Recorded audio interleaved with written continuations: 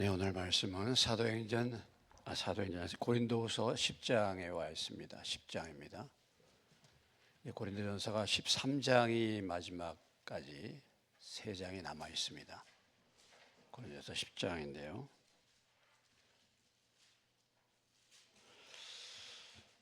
오늘 1절로부터 11절까지 말씀만 보시겠습니다. 너희를 대면하면 유순하고 떠나 있으면 너희에 대하여 담대한 나 바울은 이제 그리스도의 온유와 관용으로 친히 너희를 권하고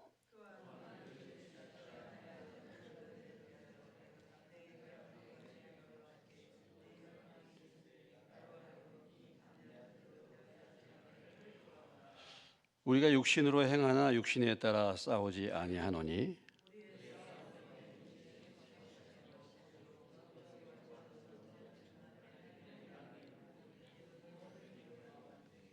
하나님을 아는 것을 대적하여 높아진 것을 다 무너뜨리고 모든 생각을 사로잡아 그리스도에게 복종하게 하니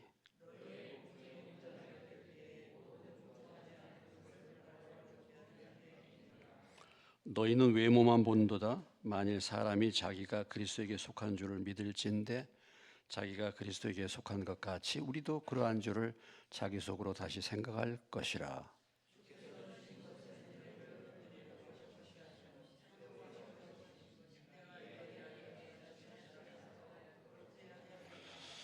이는 내가 편지들로 너희를 놀라게 하려는 것 같이 생각하지 않게 함이라.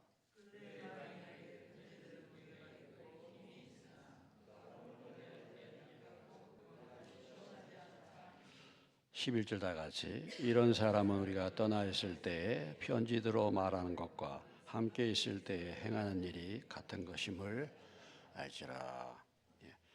잠깐 기도하겠습니다. 하나님 아버지, 사도행전 고린도후서 10장 주의 말씀을 나눌 때 또 이 말씀을 제가 성령님을 의지하여 잘 해석하고 잘 말할 수 있게 마음과 생각과 입술을 주장하여 주시고 또 이 말씀을 잘 듣고 깨달을 수 있도록 성령께서 우리의 길을 열어 주시기를 원합니다. 뿐만 아니라 이 말씀이 오늘 현세를 사는 우리의 삶 속에서 어떻게 이 말씀이 적용되어야 할 것인지 깨닫게 해 주시고 또 이 말씀의 원리를 따라 살 수 있는 저희가 되게 해 주옵소서. 예수님의 이름으로 기도합니다. 아멘. 우리가 지난 시간에 고린도후서 8장 9장을 통해서 연보에 대해서 구제헌금, 어려운 형제들을 돕는 이 연보를 어떻게 할 것인가, 어떻게 본다면 헌금을 어떻게 할 것인가 하는 그런 자세에 대해서 말씀을 해주고 있습니다. 그래서 연보에 대한 말씀을 잘 우리에게 가르쳐 주었는데 이제 10장서부터 마지막 13장까지의 주제는 딱 한 가지입니다. 이제 고린도서 마지막 부분에 이 10장서부터 13장까지 그러니까 4장이 되겠죠. 이 4장의 주제는 뭐냐면 고린도 교회에 어떤 사람들이 들어와서 바울을 욕하는 사람들, 그런 사람들이 고린도 교회에 들어왔단 말이죠. 그래서 그 말을 듣고 거기에 동조하는 무리들이 많이 생겼습니다. 그런 교인들이 많이 생겼어요. 그래서 이제 바울을 욕하기 시작합니다. 이런 문제에 대해서 바울이 여기에 대한 자기 자신의 변론.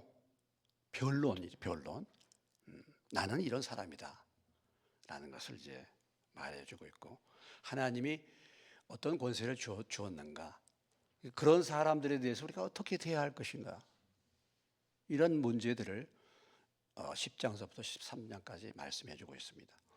그러니까 이게 이제 우리의 삶의 현실로 적용해 본다면 어떤 사람이 나를 오해해서 나를 욕합니다. 우리가 어떤 문제에 대해서 잘못 알고 거기에 대해서 비방한단 말이죠. 그렇게 했을 때 어떻게 그런 사람을 대해야 할 것인지, 이런 부분이요. 그것은 공동체로 범위가 넓혀지겠지만 더 범위를 좁혀본다면 우리의 가정에서 우리의 자녀들이 내 말을 안 들을 때, 우리의 자녀들이 나를 공격할 때 부모로서 내가 어떻게 그런 문제들에 대해서 대처할 것인가? 이 말씀의 범위를 좁힌다면 그렇게라도 생각을 해볼 수가 있는 것입니다. 그래서 바울이 하나님이 보낸 사도가 아니야. 바울 그 사람은 돈에 욕심 있는 사람이야. 뭐 이런 얘기들이 오고 가고 있고, 오늘 말씀에 보면은 어떤 문제들이 지금 보여주고 있습니까? 2절에 보면 10장 오늘 2절을 여러분 보시면 또한 우리를 뭐예요? 육신에 따라 행하는 자다. 이렇게 말하고 그렇게 여기는 사람들이 있었다는 것입니다. 그러니까 바울을 보고 얘기하기를 육신을 따라 행한다. 이 말씀의 의미는 뭐냐면 바울은 하나님의 말씀을 따르는 자가 아니라 세상 방법을 따라서 사는 사람이다. 이렇게 말하고 그렇게 여기는 사람들이 교회 가운데 있었다는 것입니다. 나를 비방하는 사람들. 그것이 이제 우리가 내가 잘못해가지고 비방을 받을 만한 그런 상태가 될 수도 있죠. 그래서 비방받을 수 있습니다. 내가 분명히 잘못했으니까. 그런데 그것과는 정 관계가 없는 거짓 뉴스잖아요. 이게 가짜 뉴스잖아요. 그렇게 해서 교회에 소문이 나고 교회가 어지럽게 되고 교회가 문제가 생겼단 말이죠. 이런 부분에 대해서 사도 바울이 고린도 후서를 통해서 특별히 10장서부터 13장을 통해서 자신의 신앙에 대해서 그리고 그들의 오해에 대해서 어떻게 지금 이제 풀어주고 있는 거잖아요. 풀어주고 있는 것입니다. 그리고 또 한편으로는 단호할 부분들은 단호하게 말하고 있죠. 자, 그런 자들에 대해서 내가 뭐라고 얘기했는가? 한마디로 10장 1절 다시 보시면 10장 1절을 우리가 읽어나가겠습니다. 시작. 너희를 대면하면 유순하고 떠나 있으면 너희에 대하여 담대한 나 바울은 이제 그리스도의 온유와 관용으로 친히 너희를 권하고 그랬어요. 그러니까 이런 일이 벌어졌을 때 나를 대적하고 나를 오해해서 말하고 공격할 때 애매하게 공격을 당한다 할지라도 그래도 사도 바울이 어떻게 고민한다고요? 온유와 관용으로. 이게 참 중요한 것이죠. 온유와 관용으로. 주님이 온유와 관용하시는 분이기 때문에 그렇죠. 온유와 관용으로 너희를 권한다. 이렇게 지금 말하고 있습니다. 근데 너희를 대면하면 유순하고 떠나 있으면 너희에 대하여 담대한 나 바울은 이렇게 말하고 있는데요. 이것이 사실은 고린도 교회 사람들이 바울을 조롱하는 얘기입니다. 무슨 얘기냐? 직접 만나면은 유순하다, 이 유순하다는 표현이 우리말로 이 유순하다가 어떻게 보면 좋은 의미일 수 있지만 그것이 아니에요. 막상 대하면 할 말을 못하는 사람, 이런 표현입니다. 막상 대하면 굉장히 소심하게 뭔가 할 말을 못하는 그런 사람이고 떠나 있으면 우리에 대하여 담대하게 말하는 사람, 이런 얘기입니다. 그러니까 바울을 표현할 때 이게 바울을 칭찬하는 말이 아니에요. 직접적으로 대하면 굉장히 뭐예요? 소심해, 조심스러워,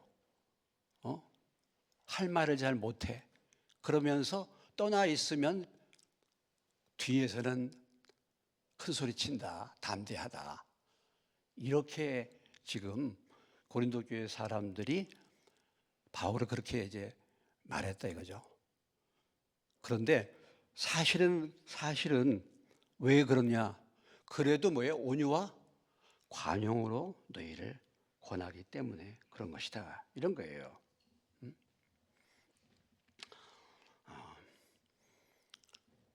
그러니까 온유와 관용으로 대하는 것을 갖다가 사실 바울이 어떤 부분에 대해서 잘못했을 때 그것을 책망하는 것을 사실은 굉장히 조심스러워 하잖아요.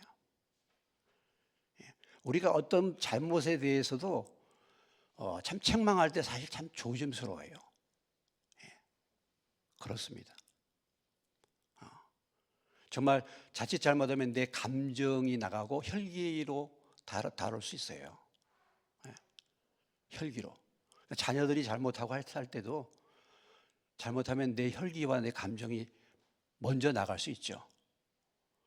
그래서 사실은 그런 부분에서 사도 바울이 조심스럽게 한 것입니다. 갈라디아서로 가보시겠습니다. 갈라디아서 6장으로 가보시겠습니다.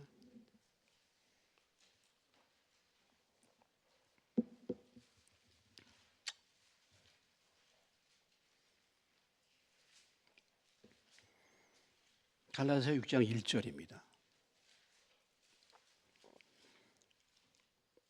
6장 1절 같이 읽겠습니다.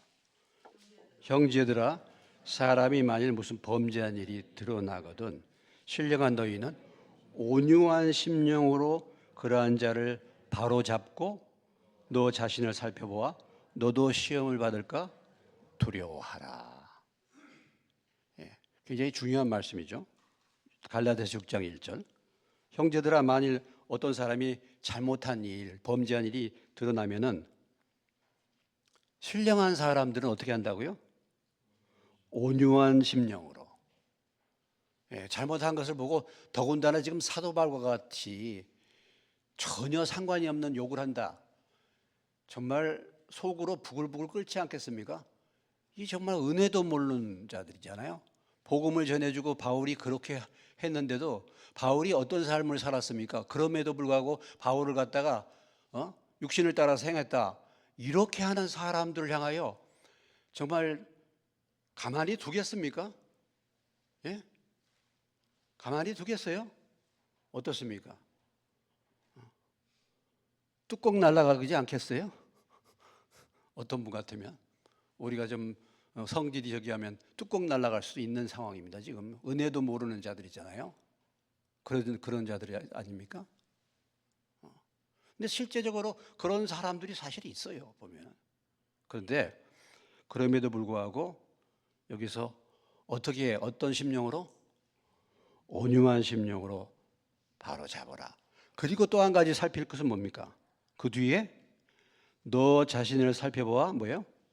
너도 시험을 받을까 두려워하라. 왜냐하면 나도 그럴 수 있는 것입니다. 잘못하면 나도 그럴 수 있어요. 다른 사람이 나를 오해해서 나를 공격하는데 나도 어떤 사람 오해해가지고 그 사람 갖다가 뭐라고 할 수 있잖아요. 그런 일 나는 안 그렇습니까? 그러기 때문에 온유한 심령으로 살피고 참 어떤 일을 얘기할 때요. 오래 기도하고 하는 것이잖아요. 오래 기도하고 그 사람에 대해서 얘기를 하고 싶은데 그거 참 오래 참았다가 기도한 가운데서 마음을 다스리는 가운데서 그렇게 얘기를 했다라는 거예요.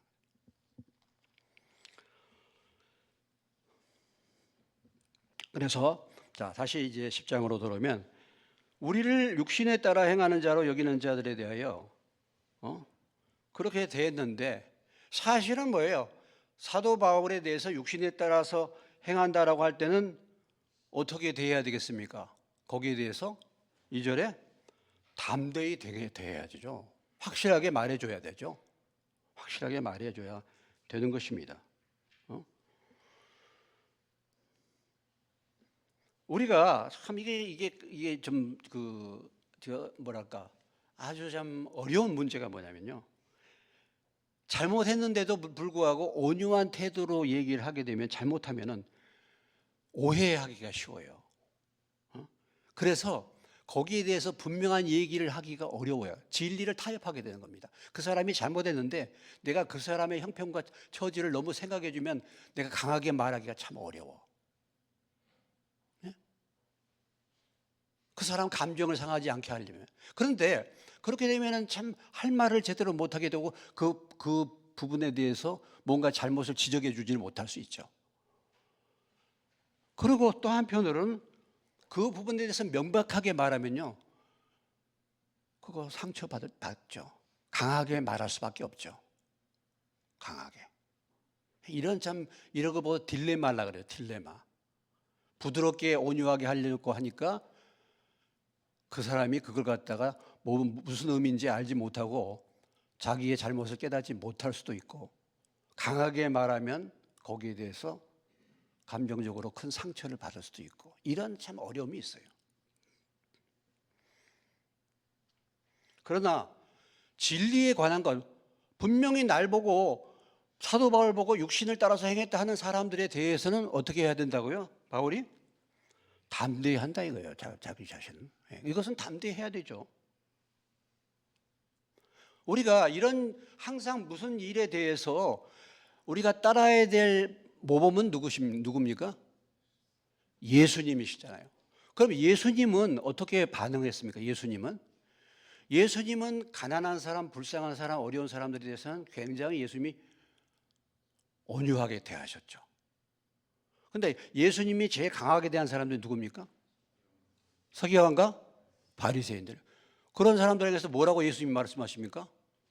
이 독사의 자식들하고 했지만 옛날에는 독사의 뭐야? 새끼들아 이렇게 했죠. 아, 이거 무슨 말이잖아요. 그리고 성전에서 비둘기 팔고 뭐 팔고 돈 바꾸고 여기 사람들이 성전에서 예배 드려야 되는데 관심 갖지 않고 그런 데에 관심 가졌을 때 예수님이 뭐라고 하셨습니까? 어떻게 하셨습니까? 그걸 다 뭐예요? 다 갖다가 팽개쳤잖아요. 혈기 내신 겁니까, 예수님이? 혈기가 충만하신 건가요? 이것을 보면요, 단호할 때는 예수님이 분명하게 단호하게 하셨어요. 사실 오늘날 우리 교회의 문제가 뭐냐면 이런 부분에서 분명하게 참 말하기가 어려워요. 분명하게 말하기 어려워. 분명하게 말을 하지를 않죠 또. 왜? 상처 입으니까. 근데 때로는 분명한 것은 우리가 분명하게 얘기할 필요가 있습니다. 그래서 바울이 우리를 육신을 따라 행하는 자로 여기는 자들에게서 내가 담대하게 대하는데, 담대하게 할 것인데 제발 내가 부탁하는데 내가 다음번에 여러분을 볼 때는 그런 일이 없기를 바란다. 내가 여러분을 담대하게 대하지 않도록, 이 담대한 태도로 대하지 않게 하기를 내가 간절히 여러분에게 요청합니다. 무슨 얘기입니까? 좀 고쳐라 이 말이에요. 그런 오해를 풀어라 이거예요. 이것을 이제 바울이 말하고 있는 것이죠. 그러면서 참 중요한 얘기를 하고 있습니다. 우리가 육신으로 행하나 육신에 따라 싸우지 않는다. 그러니까 이렇게 온유와 관용으로 대하는 것, 분명히 나에 대해서 정말 내가 전혀 그런 사람이 아닌데 나를 오해해서 공격하는 사람들을 대할 때 우리가 일반적으로 대하는 방법은 거기에 대해서 화가 날 수밖에 없죠. 혈기가 날 수밖에 없죠. 그래서 인간적인 육신의 싸움으로 싸우기가 참 쉬운 것입니다. 정말 그렇죠. 그래서 내가 육신에 있어요. 지금 내가 현재 육신을 입고 사는 이곳에서 자칫 잘못하면 내가 육신을 따라서 행하기가 쉬워요. 그런데 육신을 따라서 싸우지 않는다. 왜냐하면 뭐예요? 우리의 싸우는 무기가 육신에 속한 것이 아니기 때문에. 나는 누구의 방법으로 싸운다? 하나님의 방법으로, 하나님의 능력으로 싸운다. 이 능력이야말로 어떠한 견고한 진도 무너뜨리는 하나님의 능력이다. 하나님의 방법으로 싸운다 이거죠. 하나님의 방법으로. 이미 우리는 이 말씀을 잘 알고 있습니다. 너무나도 잘 알고 있는 말씀인데 다시 한번 우리가 살펴볼 말씀이 있죠. 에베소서, 그 다음 갈라디아서 다음 에베소 6장.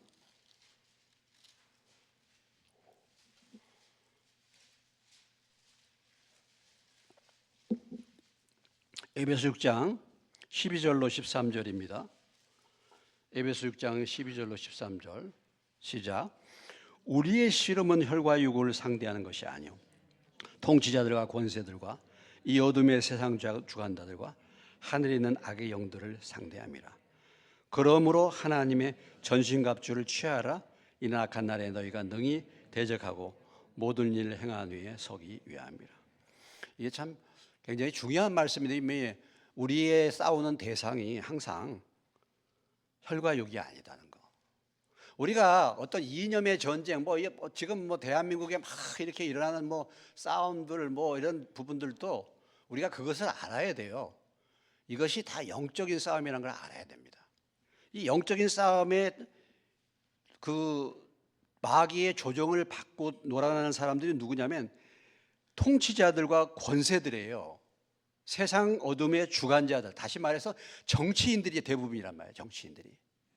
왜냐? 그들이 나라를 다스리기 때문에 마귀가 그들을 통해서 역사하는 거예요.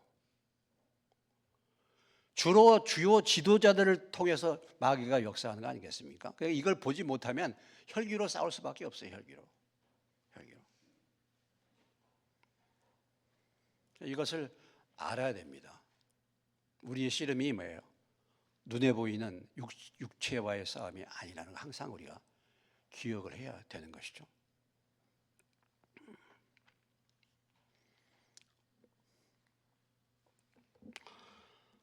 그러면 어떤 견고한 진도 무너뜨리는 하나님의 능력이다, 이렇게 이제 표현하고 있죠. 우리가 그 전쟁을 할 때 그 하나님의 전신갑주를 입으라 그랬는데 6장 13절 14절 이하서부터 쭉 18절까지 나오는 말씀이 뭐예요? 구원의 투구와 믿음의 방패와 의의 흉배와 진리의 허리띠를 띠고 평안에 예비한 복음의 신을 신고 성령이 감 하나님의 말씀을 가지라. 그리고 무시로 성령 안에서 기도하라. 이것이 사실 우리가 가져야 될 싸우는 무기죠. 무기입니다. 이게 무기예요. 근데 그 무기의 가장 핵심이 뭐냐면요, 하나님의 말씀이에요. 하나님의 말씀. 하나님의 말씀. 여기 표현되고 있는 거 있죠. 하나님을 모든 이론을 4절에 모든 이론을 무너뜨리는 겁니다. 모든 이론. 여러분, 우리가 가진 이 모든 이론을 무너뜨리는 게 뭡니까? 하나님의 말씀이에요. 또 하나님을 아는 것을 대적하여 높아진 사상, 높아진 것. 그다음에 뭐예요? 모든 뭐예요? 생각. 이런 것들을 다 무너뜨리고 예수님께로 그 마음과 생각을 사로잡을 수 있게 하는 것이 무엇입니까? 하나님의 말씀이죠. 하나님의 말씀. 제가 한두 번 그때 얘기했죠. 여기 주차 때문에 제가 싸움이 일어났다는 거. 예, 주차. 여기 건너집에 여기가 무슨 원룸이죠? 여기 건너? 참 좋은 원룸? 참 좋습니다. 참 좋은 원룸. 거기 이제 주인이야. 관리하는 아들이야. 보니까 아들이 그 차를 갖다 우리 교회에다 대놔다 그랬잖아요. 하루 꼬박 지나고 그래도 차를 안 빼나가길래 제가 이제 이렇게 보다가 이제 나오더라고. 그래서 거기다가 내가 붙여놨어요. 내가 이제 붙여놓죠. 교회는 자주 이제 사람들도 오고 가고 또 모임도 있고 새벽기도도 있으니까 다음에는 이곳에 주차하지 마시고 이동해 달라고. 그렇게 이제 붙이죠. 제가 붙이든지 전화번호가 있으면 문자라도 보내든지 그렇게 해요. 그런데 이제 만났어요. 그래서 제가 얘기했더니 대번에 화를 팍 내면서 내가 여기다가 좀 차 갖다 놓은 지 얼마도 되지 않았는데 그러냐고. 교회는 우리 앞에 되지 않느냐고. 젊은 녀석이 그렇게 저한테 말하는 거야. 30대 한 후반이나 됐을까? 저한테 교회는 우리 앞에 되지 않느냐 이거예요. 아니 왜 잠깐이면 내가 잠깐이면 얼마든지 봐줄 수 있겠는데 지금 하루가 넘었지 않냐고. 뭐 하루가 넘었냐고. 그러면서 앞으로 교회가 우리 앞에다가 차를 대면은 반드시 저기 못하게 한다고. 제가 보면요, 우리 교회 앞에 제일 많이 차량을 대는 데가 어딜까요? 참 좋은 놈이야. 교회 그거 주차할 공간이 없잖아요. 제일 많이 돼요. 이런 괘씸하네 막. 그러면서 뭐 저한테 뭐라고 하는 거예요, 뭐.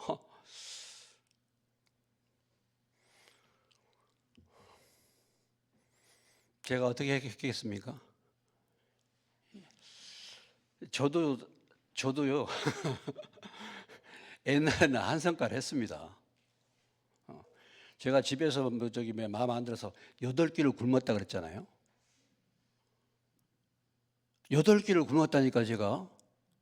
우리 저 부모하고 싸우느라고. 제가 신앙생활 해가지고 금식한 게 아니에요. 손 들었어.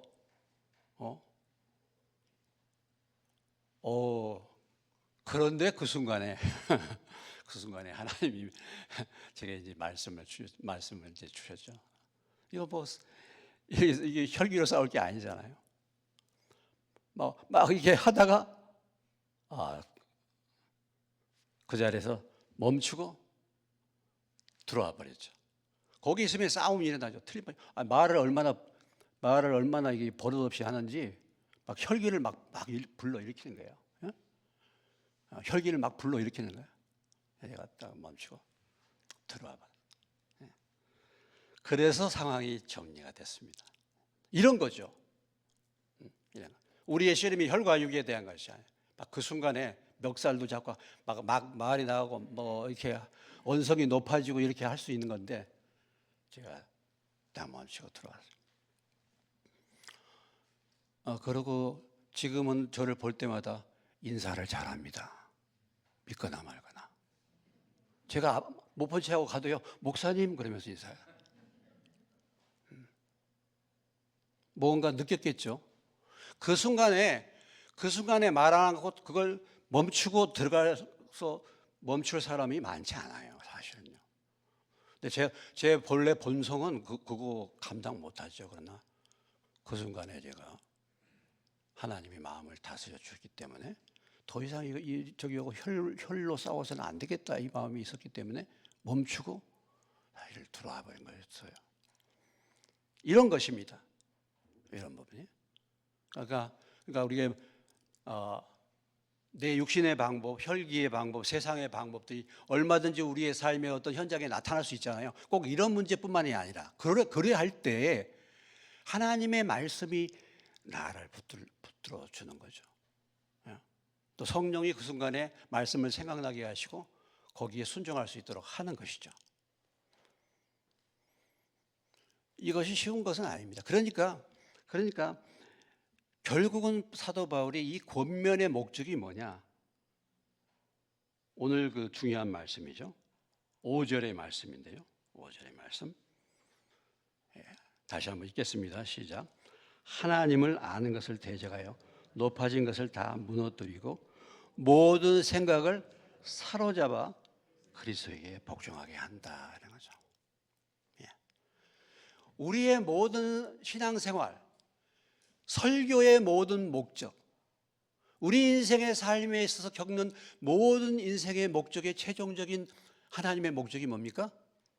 우리의 높아진 생각, 우리의 이론, 우리가 생각하는 어떤 가치관, 우리가 생각하는 어떤 옳다고 생각하는 이 모든 것을 다 뭐예요?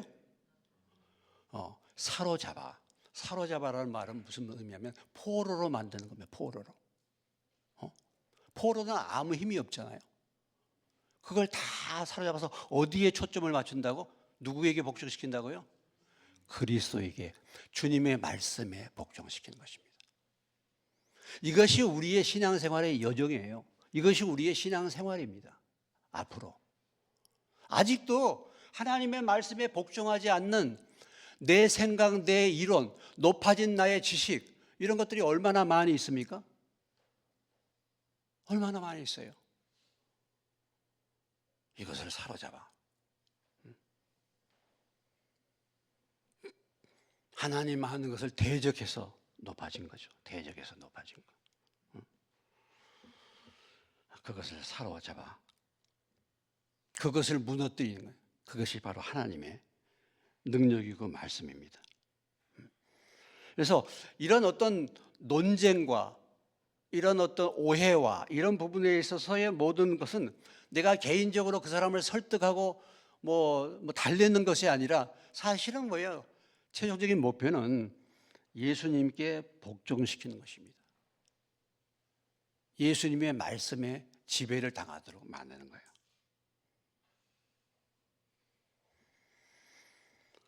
하나님보다, 여기 보면 하나님을 아는 것을 대적하여 높아진 것, 하나님보다 높아진 것, 하나님의 말씀보다 높아진 것이 있어요. 그것이 뭡니까? 그것이 이론이고 내 생각이야. 그것이 정복되어야 될 견고한 진입니다. 여기 보면 어떤 견고한 진도 무너뜨린다 그랬잖아요. 이 견고한 진이 뭐냐면 내 생각 속에 들어있는 견고한 이론, 견고한 뭐예요? 생각이야. 안 무너져요. 이게 안 무너져. 안 무너져. 여러분, 우리의 삶의 기준은 무엇입니까? 우리의 삶의 기준이 뭐예요? 말씀이잖아요. 우리의 생각과 우리의 말과 우리의 삶의 기준은 말씀이에요, 사실은요. 이것이 그리스도인입니다. 그것을 기준으로 삼는 게요. 그런데 우리가 하나님의 말씀이 없고 옛날부터 살아왔던 나의 이론 생각이 내 심령 가운데 가득 차 있어요.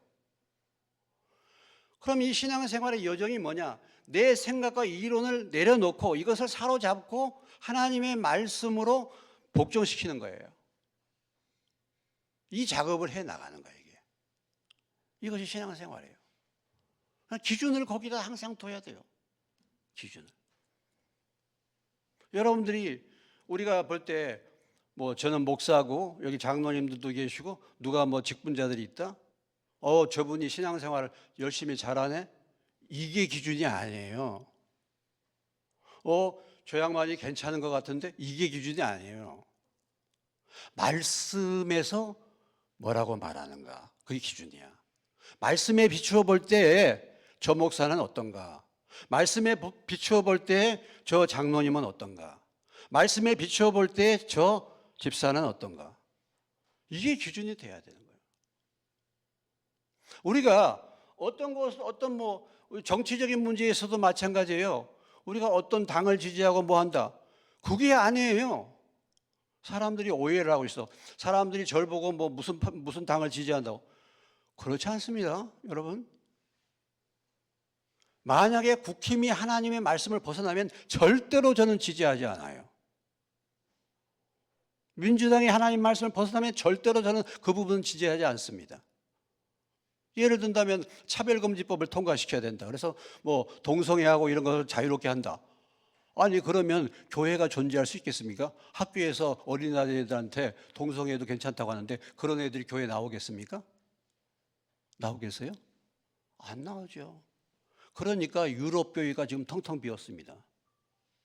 그럴 때는 우리의 교회의 생존이 달려있기 때문에 그런 것은 지지할 수가 없어요. 왜? 말씀의 기준이니까.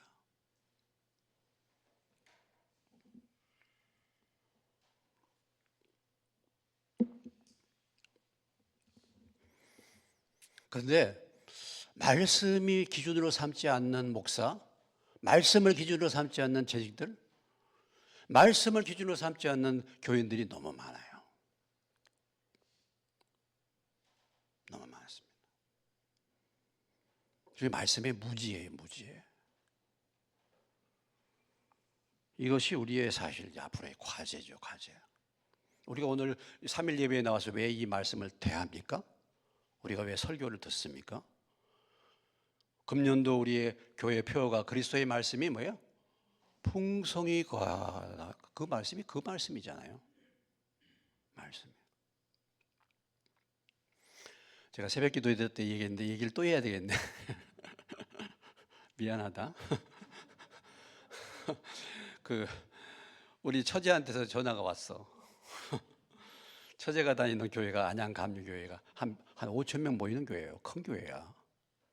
큰 교회인데 거기에 열심히 기도하시는 권사님지가 계신데 그 기도회 모임에 근데 그분 아들이 40이래요. 그럼 뭔가 있겠죠, 이렇게 40인데 그분이 믿음도 좋고 남편도 그렇고 중보기도 열심히 하시는 분인데 또 이건 제가 얘기 안 했지만 재산도 많대. 근데 그렇게 아니라 그런데 키가 작대요. 뭐가 작아? 키가 작아. 사케오처럼 키가 작대. 그래서 얼마나 되느냐 그랬더니 잘 얘기는 하는데 70이 안 된대요. 70이. 근데 이제 처제가 이제 은혜를 이제 소개를 하려고 이제 우리한테 전화한 거예요. 그래서 이제 저희가 조심스럽게 이제 황은혜한테 이제 연락을 했죠. 그랬더니 반응이 어떻게 나오겠습니까? 키 작은 사람은 싫다네. 그렇죠. 서로 좀 맞는 부분들이 있어야 되는데 키 작은 사람이 별로 이렇게 마음에 드는 것 같지는 않은 모양이에요. 본인이 또 키가 크니까 이제 그렇게. 그래서 제가 이따가 얼마 뒤에 와서 제가 말씀을 찾아줬어요. 사무엘상 16장을 한번 가봅시다. 본문과는 무슨 사무엘상 16장.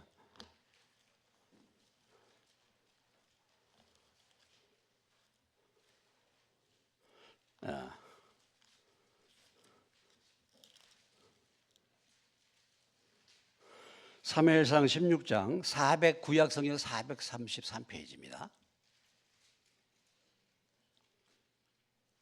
7절이에요. 7절 같이 한번 읽겠습니다. 찾으셨으면 시작. 여호와께서 사무엘에게 이르시되 그의 용모와 뭘 보지 말라? 키를 보지 말라. 내가 이미 그를 버렸노라. 내가 보는 것은 사람과 같지 아니하니 사람은 외모를 보거니와 나 여호와는 중심을 보느니라 하시더라. 제가 이 말씀을 줬어요. 구체적으로. 그리고 앞에 또 사무엘상 9장에 가보시면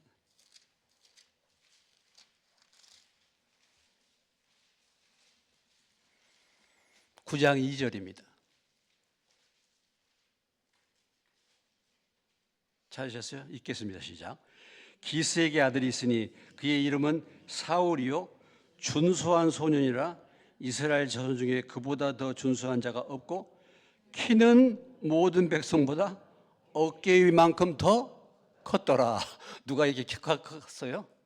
사울이. 근데 사울이 이렇게 키 컸는데 제대로 구실했습니까? 그래서 이제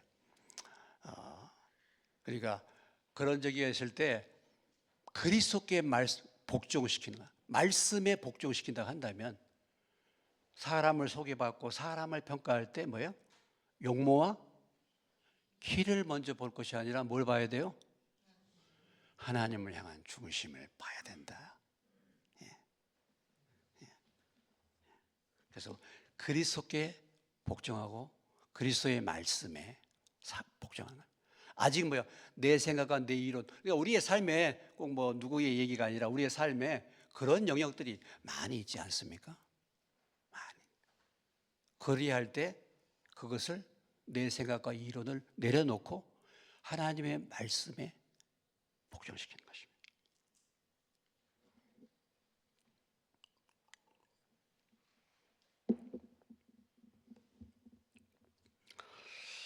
그래서 참 중요한 게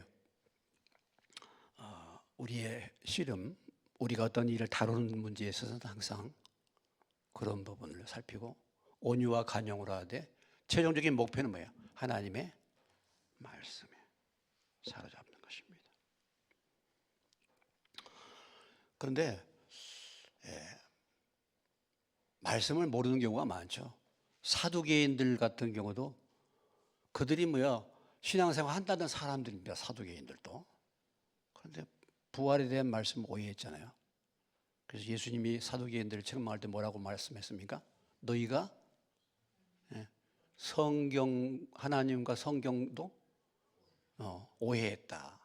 이렇게 책망하셨지 않습니까? 오해했다. 오해했다.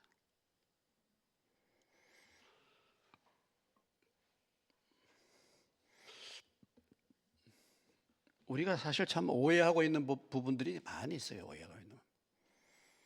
저는 물론 저는 성경대로 살지는 못했지만은 그래도 기준은 항상 말씀입니다.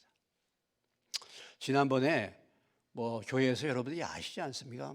그건 좋은 일은 아니었죠. 제가 광고하고 제가 얘기해서 이제 그런 부분에서 이제 가신 분들이 계시는데 제가 그랬잖아요. 그것도 뭐예요? 온유와 사실은 관용의 심령으로. 그런 부분에서 한 사람들이 우리의 적은 아니죠. 왜냐하면 우리의 적이 사람이 아니기 때문에 그 배후에서 역사하는 그런 부분에 대해서 저는 그것이 성경적이 아니라고 믿고 있기 때문에 제가 권면을 했지만 온유한 마음으로 관용하는 마음으로 사실 한 것입니다.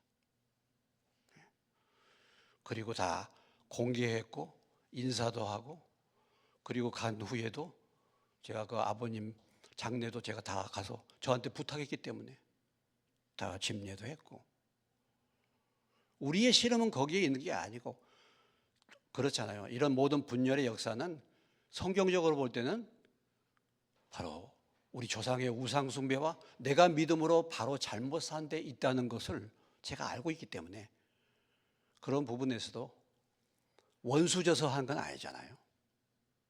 그리고 제가 고민할 때 뭐라고 했습니까? 그것이 성경적인가 정말? 그게 성경적인가? 북한을 그렇게 옹호하고 북한의 그런 정책을 그렇게 지지하는 것이 성경적인가? 저는 절대로 아니라고 저는 생각이 돼요. 저는 예수의 영이 있으면 북한이나 사회주의, 공산주의를 좋아할 수 절대로 없다고 저는 믿어요. 그 정책이나 이런 것들을. 제가 여기에 대해서 더 자세하게 얘기할 수 있는 부분들이 많이 있습니다. 오늘 우리 사회가 왜 이렇게 분열되고 갈등이 심해지고 그런 그 포인트가 어디에 있는가. 사실 이 포인트의 그 핵심을 가더라도 그것도 죄에서 나온 거잖아요.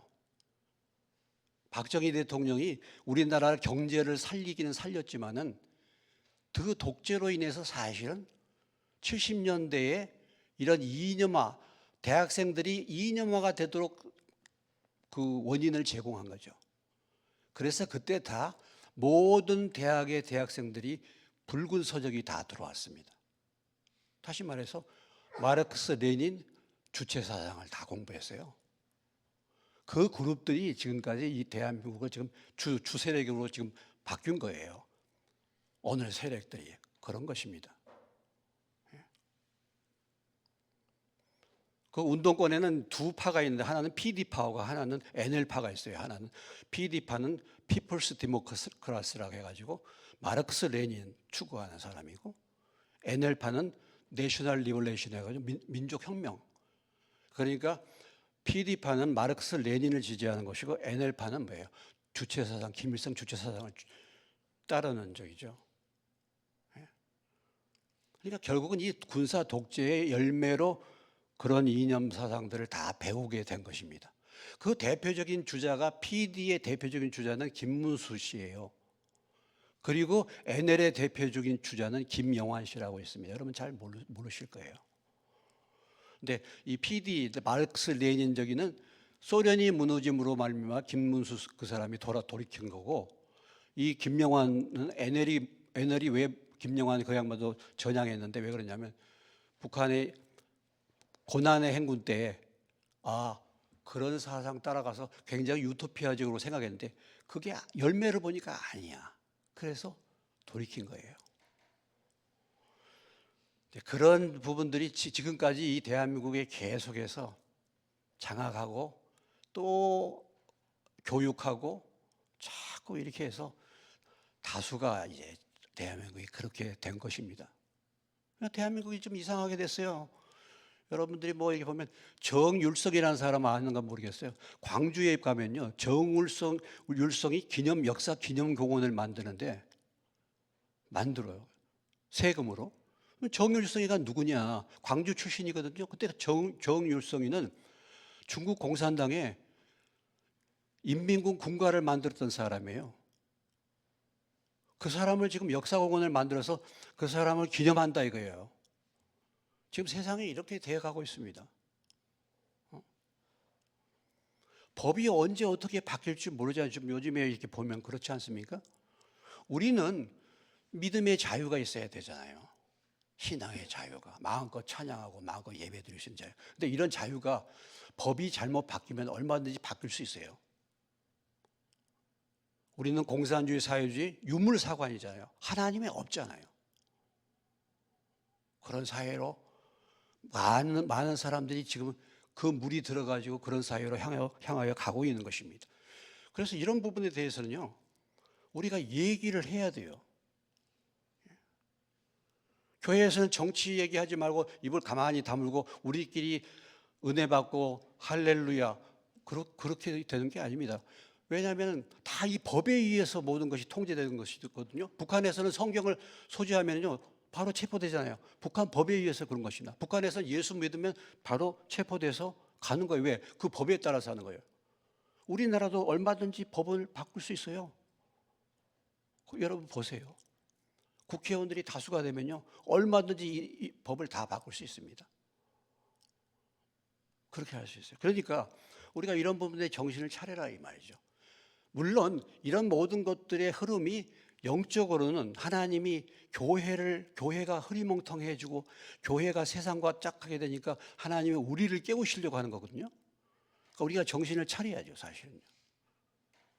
그래서 기도하면서 우리가 그런 어떤 법에 대해서는 얘기도 해야 되고 잘못된 부분에 대해서는 그리고 뭐예요? 투표할 때도 우리가 그런 부분을 분별해 가지고 해야 돼요. 그냥 막연하게 따라가면 안 되는 겁니다. 근데 오늘날 교회도 말이죠. 다 교회도 죽어가지고 이런 데 대해서 얘기를 잘 안 해요. 조용히 지내는 것이 좋은 거예요. 서로가 좋으니까 좋은 거예요. 제가 여러분 지난 1월 달에 그 광고를 하면서요. 제가 얼마나 많이 기도했는지 아십니까? 제가 사실은요. 20여 년을 참아왔어요. 이게 하루아침에 저기 한 게 아니에요. 제가 설교하고 끝나고 나서 그런 부분에 대해서 제가 얼마나 메일로 많이 공격도 받고 뭐 얼굴이 울그락푸르그락 하기도 하고 그날 제가 얘기했을 때도 가만히 있지 않고 저한테 대적하지 않았습니까? 그래도 제가 여태까지 참아왔었거든요. 근데 결국은 예수 믿기 전에 들어있는 그 이념과 사상이 그리스도께 복종시키지 않는 거예요. 그게 너무 강한 거예요. 예수님의 신앙생활하고 말씀 안에 하나님 앞 교회 안에 들어오면 우리가 말씀 앞으로 들어와야 되는데 말씀 안에 내 생각 높아진 생각이 그것을 깨뜨리고 하나님의 말씀으로 들어와야 되는데 그게 아닌 거예요.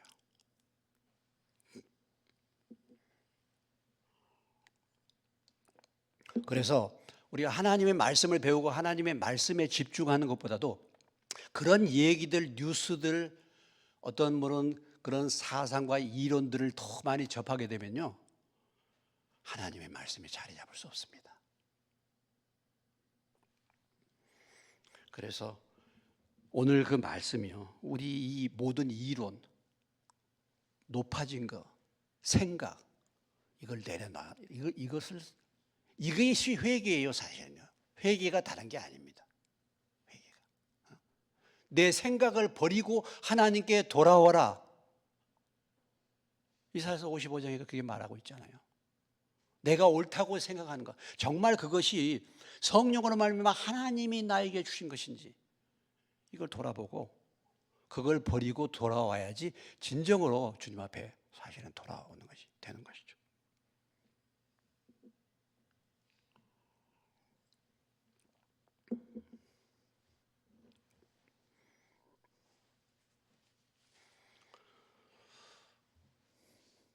뭐 이제 그런 부분에서 우리가 사실 이제 하나님이 우리를 깨우기 때문에 우리가 기도하는 거 아니겠습니까? 우리가 힘이 있습니까? 우리는 하나님을 의지해야죠. 하나님이 역사를 움직이는 방법은 우리의 회개와 기도에 있지 않습니까? 우리가 뭐 혈기를 내 가지고 싸우겠습니까? 우리가 그렇게 하는 거죠. 우리의 방법은 그렇게 하는 것이고, 이것을 분별해서 얘기할 것은 얘기하고. 예레미야가 보세요. 시드기야를 향하여 목숨을 걸어놓고 얘기하잖아요. 모세가 애굽의 바로 왕에게 찾아가서 말한 것도요, 목숨 걸어놓고 얘기한 거지 않습니까? 성경에 많은 경우에 보면 그렇죠. 사가랴가 요아스에게 가서 목숨 걸어놓고 얘기했다가 사가랴가 죽게 되잖아요. 그런 사건들이 계속해서 나오는 거죠. 하나님의 은혜 베풀어 주시면은, 그래도 여호사밧에게 예후가 가가지고 책망했을 때는 그래도 여호사밧은 믿음이 있어가지고 예후를 용서하죠. 왕에게 그런 말을 했다가 함부로 말했다가 죽는 거잖아요. 그러나 분명하게 할 얘기는 하고 예언자로서 선지자로서 무엇이 잘못되는가를 말해줄 필요가 있는 것이죠. 때로는 우리가 그렇게 나가야 되지 않겠습니까? 그러나 최종적인 모든 문제의 해결은 항상 뭐예요? 우리가 온유한 심령으로 내 자신을 돌아보면서 우리가 회개하고 우리가 하나님 앞에 하나님의 말씀으로 바로 서는 것, 여기에 있는 줄로 믿습니다. 네. 자, 오늘 지금 말씀의 초점이 이제 여기 바울이 얘기하는 것을 그 고린도 교회 사람들이 가지고 있는 이 모든 부분들을 그리스도께 사로잡는 것이 고면의 목적이다 그랬습니다. 자, 7절 보시면 7절 읽습니다. 너희는 외모만 보는도다. 만일 사람이 자기가 그리스도에게 속한 줄을 믿을진대 자기가 그리스도에게 속한 것 같이 우리도 그러한 줄을 자기 속으로 다시 생각할 것이라 그랬어요. 고린도 교회 성도들이 사실은 사도 바울을 향하여 외모만 봤다 이렇게 말하고 있죠. 그러니까 이 말의 의미가 무엇이냐면 바울을 알지 못했다는 것입니다. 바울이 와서 복음을 전해주고 1년 6개월 동안 바울에게 하나님의 말씀을 배웠지만은 바울이 누군지 몰랐다 이거예요. 외모만 봤다 이것입니다. 그럴 수 있어요. 우리가 같은 가정에서 같이 생활하는 남편과 아내도요, 서로를 잘 모를 수 있다니까. 그럴 수 있잖아요. 왜 웃으세요? 잘 아시나요? 이게 참 그래서 영안이 열려야 되는 거야. 우리가 참 기도해야 될 것은 뭐냐면 영안을 열어주옵소서. 예수님이 오셨는데 만왕의 왕이신 그 메시아가 눈앞에 딱 계셔서 나한테 말씀하는데 뭐라고 얘기합니까? 사람들이 그 메시아를 뭐예요? 대적하잖아요. 죽이잖아요. 십자가에 못 박아라 하잖아요. 참 이게 눈이 감기면 외모로만 보잖아요. 나사렛 예수란 말이 무슨 말이에요? 나사렛 예수란 말이 뭡니까? 시골뜨기란 말이에요. 예수님을 그렇게 아는 거예요. 그러니까 정말 영안이 다 닫혀 있는 것이죠. 말씀에는 굉장히 밝았는데 바리새인들이나 서기관들이 말씀을 가르쳤는데 영적인 상태는 깜깜해요. 왜? 외모만 보니까 모르는 거죠. 너희는 외모만 보는도다. 그러니까 바울이라는 사람이 얼마나 놀라운 신령한 분인지를 모르는 것입니다. 그럴 수 있죠. 그런데 만일 사람이 자기가 그리스도에게 속한 줄을 믿을진데 자기가 그리스도에게 속한 것 같이 우리도 그러한 줄을 자기 속으로 다시 뭐예요? 생각할 것이다. 이 말씀의 의미가 무엇입니까? 오늘 7절에서 우리에게 말해주고 있는 이 말씀의 의미가 무엇인가요? 내가 그리스도에게 속한 자라고 한다면 그리스도에게 바울이 속한 것을 안다 이거예요. 그런 얘기입니다. 너희가 내 자신이 그리스도에게 속한 것 같이 만약에 내가 그리스도를 정말 믿었다고 한다면은 사도 바울도 그리스도에 속한 것을 안다 이거예요. 무슨 얘기입니까? 내게 성령이 거하신다면 그 사람이 예수를 진정으로 믿었는지 안 믿었는지를 안다 이거예요. 그 사람이 누군가를 안다 이겁니다.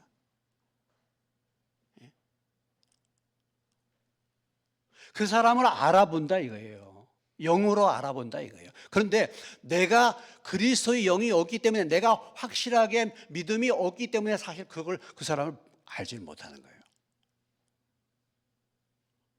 우리가요, 사람을 잘못 분별할 수 있지 않습니까? 많은 경우에 사람을 잘못 분별하는데 거기에 두 가지 의미가 있어요. 본래 우리가 사람을 하도 우리를 속이기 때문에 내가 속아 넘을 수도 있지만은 더 근본적으로 들어가면 내가 깜깜하기 때문에 그런 거예요, 사실은요. 사실은 그런 겁니다. 사실은 내가 그리스도의 영이 없든지 그리스도의 영이 소멸되었든지 정말 그러기 때문에 그것을 분별을 못하는 거예요.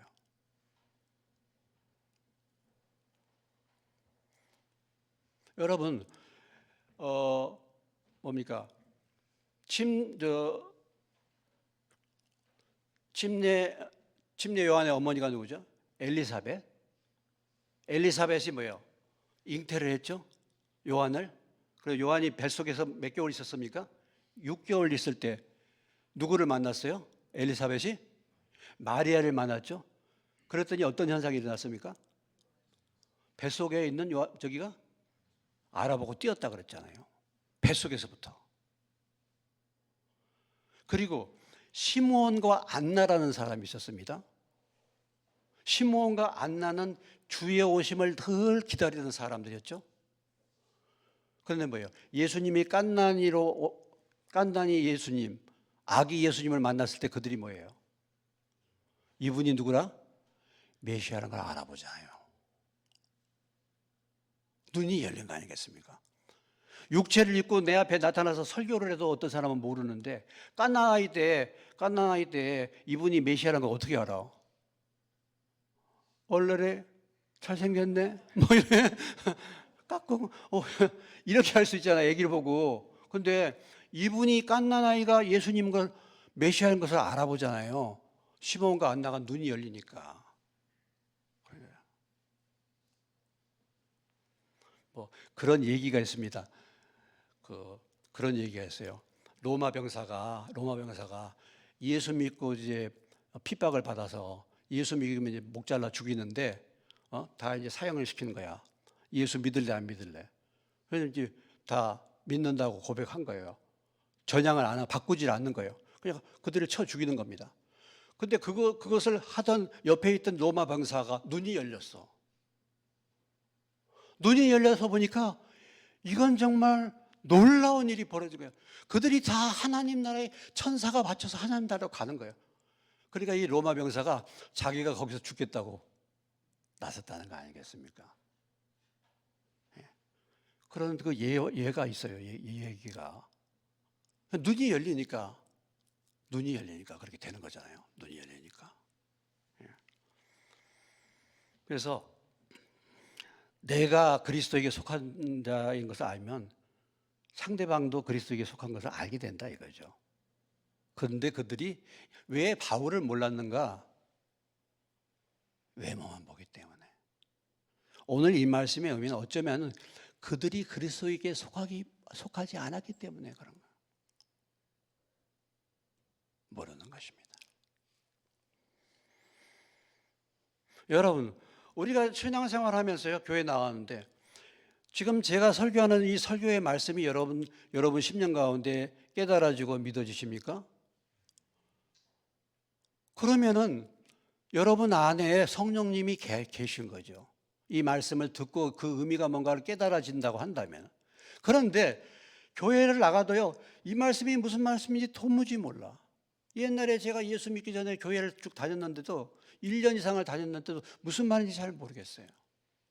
왜? 내 안에 성령이 안 계시기 때문에. 이것이 사람 분별도 역시 마찬가지입니다. 사람 분별하는 것도. 그래서 우리가 믿음을 갖고 이렇게 보면은 그 사람들 이렇게 오늘 유학생 모임 그 기도회가 있었는데요. 오늘 그 성 목사님이라는 분하고 홍은표 장로님이라고 여기 그 CBMC인가 거기 회장이신데 저 광정 성결교회 장로님이신데 그분들 다 이렇게 만나서 이렇게 얼굴만 봐도요. 믿음이 충만해. 너무 보기만 해도. 성 목사님은 저한테 목사님 너무 좋아요. 뭐 좋을 수밖에 없지. 제가 헌금도 해주고 또 여기서 기도회도 하도록 다 해주고 뭐 행사 있으면 다 협조해주고 좋을 수밖에 없는데 그분이 저보다 나이는 한 살 미치거든요. 근데 머리가 허해. 제가 형님인 줄 알았더니 그게 아니더라고. 근데 참 그렇게 마음이 따뜻하고 그래요. 그런 게 막 느껴져요. 오늘 그저 홍 양로님 그분이 간증하시는데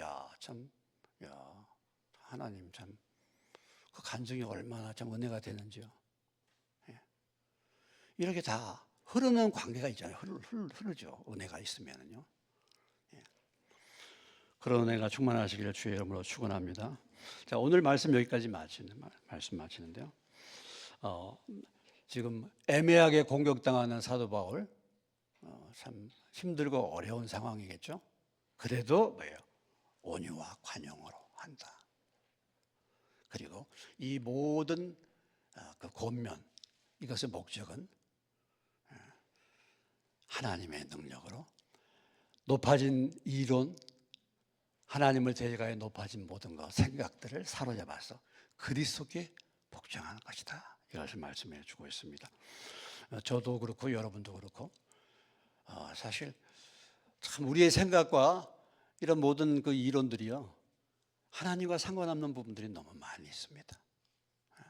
날마다 하나님의 말씀을 사모하시고 그래서 나의 높아진 생각, 나의 잘못된 생각, 이론 이것을 다 끄집어내 가지고 사로잡아서 주님의 말씀에 복종할 수 있는 저와 여러분 되시기를 주의 이름으로 축원합니다. 네.